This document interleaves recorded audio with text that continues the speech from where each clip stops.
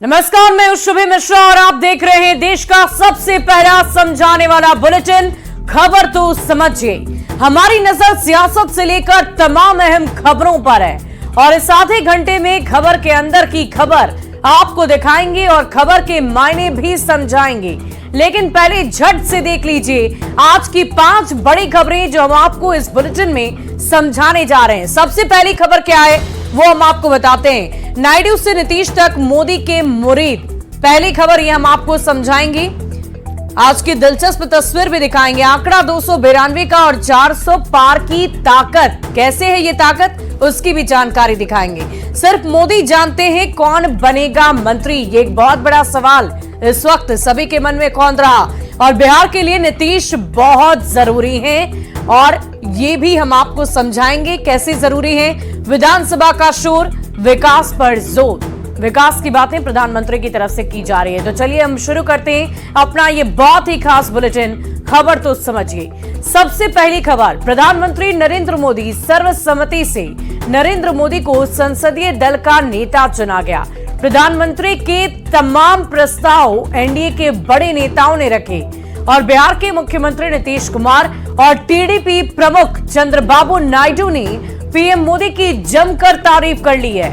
नीतीश कुमार ने नरेंद्र मोदी के हर निर्णय को स्वीकार करते हुए पूरी मजबूती के साथ काम करने का भरोसा दिया है।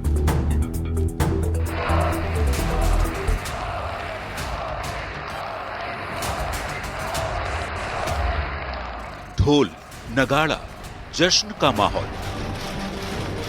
तस्वीरें देश की नई संसद के ठीक सामने की उस वक्त की है जब एनडीए की संयुक्त बैठक सदन के भीतर सेंट्रल हॉल में चल रही थी।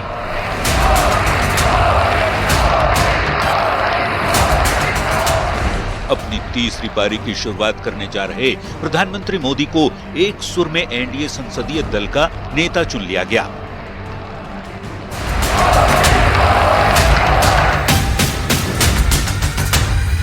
एनडीए के संसदीय दल के नेता व लोकसभा के नेता के रूप में माननीय नरेंद्र मोदी जी के नाम का प्रस्ताव करता हूं।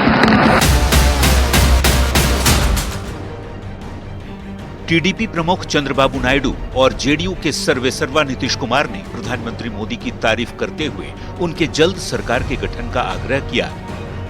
जल्दी से जल्दी आपका काम शुरू हो जाए, शपथ ग्रहण हो जाए। अब आप एतवार को करने वाले हैं तो हम तो चाहते थे कि आजो हो जाता तो अच्छा था, लेकिन आपकी जब इच्छा है तो जब भी हो, जितना तेजी से काम हो जाए तो बहुत अच्छा है। Honourable PM never took any rest, day and night ये campaign in Andhra Pradesh we had 3 meetings, public meetings, 1 big rally. It had made a huge difference for winning the elections in Andhra Pradesh. प्रधानमंत्री मोदी जब आखिर में बोलने आए तो बेहद सधे हुए अंदाज में विरोधियों पर न सिर्फ तंज कसा बल्कि एनडीए गठबंधन को सबसे सफल अलायंस भी बताया। ये सबसे सफल अलायंस है। नरेंद्र मोदी देश के तीसरी बार प्रधानमंत्री 9 जून रविवार को बनने जा रहे हैं। प्रधानमंत्री लगातार तीसरी टर्म जीतकर देश के पीएम पद की शपथ लेंगे, जिस पर देश ही नहीं दुनिया भर की नजरें टिकी हैं। Bureau report, news 18। वहीं एनडीए की संसदीय दल का नेता चुने जाने के बाद और सरकार बनाने का दावा पेश करने के बाद नरेंद्र मोदी ने राष्ट्रपति द्रौपदी मुर्मू से मुलाकात की है। राष्ट्रपति ने नरेंद्र मोदी का अभिवादन किया और भगवान जगन्नाथ की तस्वीर देकर उनका स्वागत किया है। 9 जून को नवगठित सरकार का शपथ ग्रहण होना तय कर लिया गया है। तो 2 तस्वीरें इस वक्त आपकी टीवी स्क्रीन पर है। एक तरफ जहां उन्हें निमंत्रण पत्र दिया गया है प्रधानमंत्री के तौर पर, 9 जून को वो शपथ ग्रहण करेंगे, उसके लिए उन्हें न्योता दिया गया। तो दूसरी तरफ कैसे राष्ट्रपति द्रौपदी मुर्मू दही खिलाकर प्रधानमंत्री नरेंद्र मोदी का अभिवादन करती हुई नजर आ रही है। और तीसरी बार मोदी सरकार के मायने को समझिए। लगातार तीसरी बार मोदी एनडीए संसदीय दल के नेता चुने गए और अब 9 जून को तीसरी बार मोदी प्रधानमंत्री पद की शपथ लेंगे। लगातार तीसरी बार प्रधानमंत्री बनने वाले मोदी देश के दूसरे नेता बन जाएंगे और इसके पहले प्रधानमंत्री जवाहरलाल नेहरू लगातार 3 दफा प्रधानमंत्री बने थे और यह रिकॉर्ड प्रधानमंत्री नरेंद्र मोदी ने भी पूरा कर लिया है। हालांकि तब देश में विपक्ष इतना मजबूत नहीं हुआ करता था। हाल के दिनों में दूसरी बार मुश्किल से ही 1-2 सरकार रिपीट हो पाई है और 5 साल की सरकार के बाद ही एंटी इनकम्बेंसी शुरू हो जाती है। मोदी 2 कार्यकाल के बाद भी पूर्ण बहुमत की एनडीए की सरकार बनाने जा रहे हैं। मोदी का दावा है कि तीसरे कार्यकाल में विकास की रफ्तार और भी ज्यादा तेज होगी। देखने वाली बात होगी कि जनता से किया गया वादा एनडीए गठबंधन की तरफ से कितना पूरा किया जाता है। बढ़ते आगे, नरेंद्र मोदी तीसरी बार प्रधानमंत्री बनने जा रहे हैं। भले ही एनडीए का आंकड़ा 292 का हो, लेकिन ताकत तो 400 पार की है। स्वागत है भाई, स्वागत है, स्वागत है भाई, स्वागत है।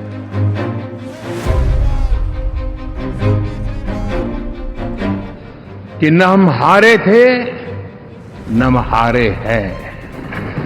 वंदे वंदे।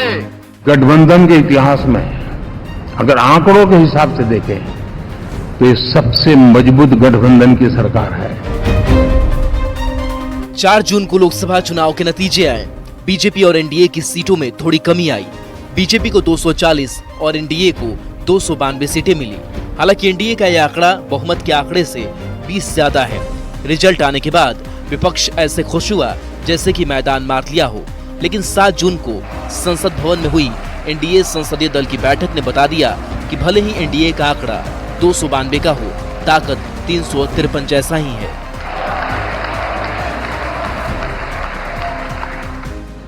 कि न हम हारे थे न हम हारे हैं।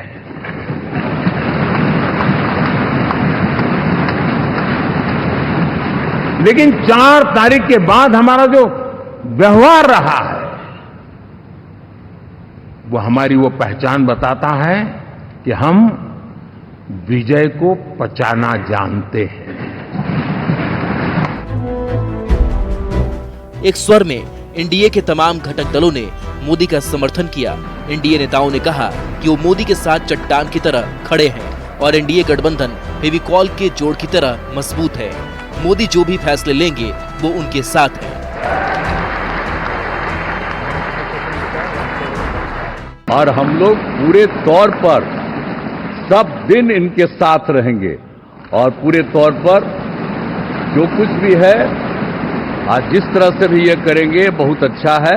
भारत माता की। एनडीए संसदीय दल की बैठक में नरेंद्र मोदी ने अपने तेवर और अंदाज से बता दिया कि तीसरे कार्यकाल में भी उनका वही तेवर बरकरार रहेगा। अगर किसी को गलतफहमी हो तो दूर कर ले। मेरे लिए जन्म सिर्फ और सिर्फ 1 लाइफ 1 मिशन, ये मिशन है 140 करोड़ देशवासियों के सपनों को पूरा करने के लिए खप जाना। 3 अक्टूबर 2001 नरेंद्र मोदी ने पहली बार गुजरात के मुख्यमंत्री बने। प्रधानमंत्री के रूप में 26 मई 2014 को मोदी पहली बार प्रधानमंत्री बने। तब से लेकर अब तक उनकी राजनीतिक पारी बताती है मोदी अपने बल पर चुनाव और देश की राजनीति बदलने वाले नेता हैं और एक बार फिर वो उसी ताकत के साथ वो अपने तीसरे कार्यकाल में भी काम करेंगे। न्यूज़ 18 के लिए दिल्ली से अमितेश सिंह के साथ ब्यूरो रिपोर्ट। और मोदी के सॉलिड गठबंधन को समझिए। लोकसभा चुनाव में एनडीए वर्सेस आईएनडीआईए की लड़ाई हुई थी और विपक्ष ने सत्ता में वापसी के लिए खूब जोर लगाया, लेकिन लोकसभा चुनाव में एनडीए को बहुमत मिल गई है। मोदी के नेतृत्व में 9 जून को एनडीए की सरकार बनने जा रही है और रिजल्ट आने के बाद विपक्ष ने कई तरह की अफवाह उड़ाई, लेकिन संसद भवन के सेंट्रल हॉल में मजबूत एनडीए की तस्वीर सामने आई। एनडीए के घटक दलों ने एक सुर में मोदी को नेता चुना और सभी सहयोगियों ने मोदी के नाम पर चुनाव लड़ने की बात कही। सभी ने ये माना कि 2024 की ये जीत मोदी के नाम पर मिली हुई जीत है। टीडीपी से लेकर जेडीयू ने 5 साल मोदी सरकार में आस्था जताई है और सभी दलों के नेताओं ने कहा कि वो एनडीए में मजबूती के साथ खड़े हैं और यही वजह है कि मोदी ने इस बार के गठबंधन को सबसे मजबूत गठबंधन बताया है और इसीलिए उन्हें पूरा भरोसा है कि गठबंधन आगे भी चलता रहेगा। अगले 5 साल तक बहुत ही सही तरीके से विकास का कार्य इस गठबंधन के साथ प्रधानमंत्री मोदी करेंगे। बढ़ते हैं आगे। नरेंद्र मोदी को एनडीए संसदीय दल का नेता चुन लिया गया। नरेंद्र मोदी तीसरी बार प्रधानमंत्री पद की शपथ लेंगे और मंत्री पद को लेकर कयासबाजी पर नरेंद्र मोदी सांसदों को कड़ी नसीहत दी है। मोदी ने कहा कि मंत्री बनाने का झांसा देने वालों के झांसे में ना आए। कई लोग सरकार बनाने में लगे हुए हैं, मंत्री पद बांट रहे हैं, पद बांट रहे हैं, व्यवस्था बांट रहे हैं। मैं आपसे आग्रहपूर्वक कहता हूं और जो मोदी को जानते हैं, ये सारे प्रयास निरर्थक है। वे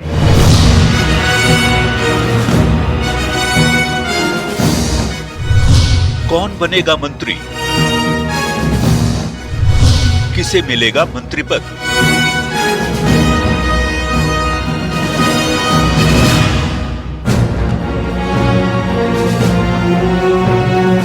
चार जून को लोकसभा चुनाव के नतीजे आने के बाद ये सवाल हर किसी के जहन में तैरने लगा। एनडीए को बहुमत मिला, बहुमत मिलने के साथ ही मंत्री बनने वालों के नाम ही सियासी गलियारे में तैरने लगे। इसको ये मंत्रिमंडल मिल रहा है तो उसको वो कैबिनेट में जगह मिल रही है। स्वागत है भाई, स्वागत है। नीतीश जी, क्या क्या डिमांड रखी है आपने? नीतीश जी, क्या क्या डिमांड रखी है आपने? ये मंत्री बन रहे हैं तो वो मंत्री बन रहे हैं। इस पार्टी के खाते में ये मंत्री पद जा रहा है तो उस पार्टी के खाते में वो मंत्री पद जा रहा है। संजय सर, मंत्रिमंडल को लेकर कुछ संजय सर, मंत्रिमंडल को लेकर कुछ संजय सर, मंत्रिमंडल को लेकर कुछ लेकिन 7 जून को एनडीए संसदीय दल की बैठक में पीएम ने साफ कर दिया कि मंत्री कौन बनेगा किसी को पता नहीं, ये सिर्फ मोदी को पता है। तो आजकल कई लोग सरकार बनाने में लगे हुए हैं, मंत्री पद बांट रहे हैं, पद बांट रहे हैं, व्यवस्था बांट रहे हैं। मैं आपसे आग्रहपूर्वक कहता हूं और जो मोदी को जानते हैं, ये सारे प्रयास निरर्थक है। वे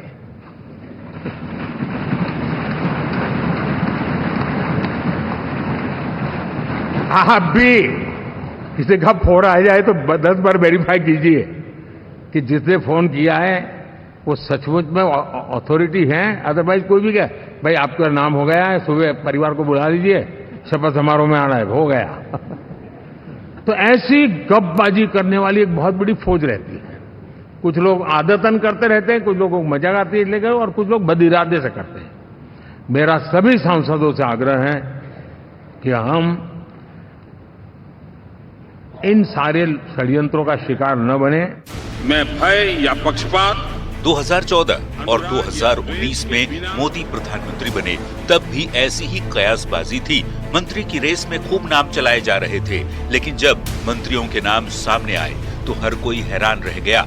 कुछ ऐसा ही होता रहा है उन राज्यों में जहां बीजेपी की सरकार बनती है। मुख्यमंत्री और मंत्री की रेस में खूब नाम चलाए जाते हैं, लेकिन जब नाम सामने आता है तो सारी कयासबाजी ध्वस्त हो जाती है। राजस्थान, मध्य प्रदेश और छत्तीसगढ़ के मुख्यमंत्री इस बात के सबसे बड़े उदाहरण हैं। यानी 2024 में कौन मंत्री बनेगा, इसकी अटकलबाजी लगाने से कोई फायदा नहीं, क्योंकि मंत्री कौन बनेगा ये सिर्फ मोदी को पता है। न्यूज़ 18 के लिए दिल्ली से अमितेश सिंह के साथ ब्यूरो रिपोर्ट। और समझिए कि कैसे सिर्फ मोदी को पता है कि कौन मंत्री बनेगा। मंत्री बनाना प्रधानमंत्री का विशेषाधिकार होता है। हालांकि गठबंधन सरकार के दौर में सहयोगी पार्टियां अपने अपने कोटे से नाम जरूर भेजती हैं, लेकिन अब तक का इतिहास ये बताता रहा है कि मंत्री कौन बनेगा ये अपनी सरकार में मोदी ही डिसाइड करते हैं। शपथ ग्रहण के लिए फोन आने के पहले तक नेताओं को नहीं पता होता कि वो मंत्री बनने जा रहे हैं। 2014 में बीजेपी कोटे से कुल मिलाकर 41 मंत्री थे। सहयोगी पार्टी के 5 मंत्री बनाए गए थे। साल 2019 में बीजेपी से 54 मंत्री बनाए गए थे और सहयोगी पार्टियों के 4 मंत्री बने थे।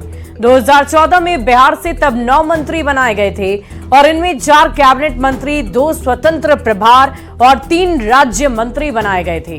मोदी सरकार के दूसरे कार्यकाल यानी कि 2019 में बिहार से 6 केंद्रीय मंत्री बनाए गए थे। इनमें 4 कैबिनेट मंत्री और 2 राज्य मंत्री बनाए गए थे और इस बार भी कई नेताओं के नाम मंत्री पद की रेस में चल रहे हैं। लेकिन मोदी ने सांसदों को नसीहत दी है कि ऐसी रेस पर आप बिल्कुल भी ध्यान ना दें। बढ़ते आगे, लोकसभा चुनाव के रिजल्ट आने के बाद नीतीश कुमार और भी ज्यादा मजबूत होकर उभरे हैं, या फिर ये भी कह सकते हैं कि बिहार के लिए नीतीश बहुत जरूरी हो गए। सम्राट और चिराग की अगर बात कर लें तो उन दोनों की तरफ से अपनी अपनी बातें रखी गई, जिसे हम आपको सुनवाते हैं।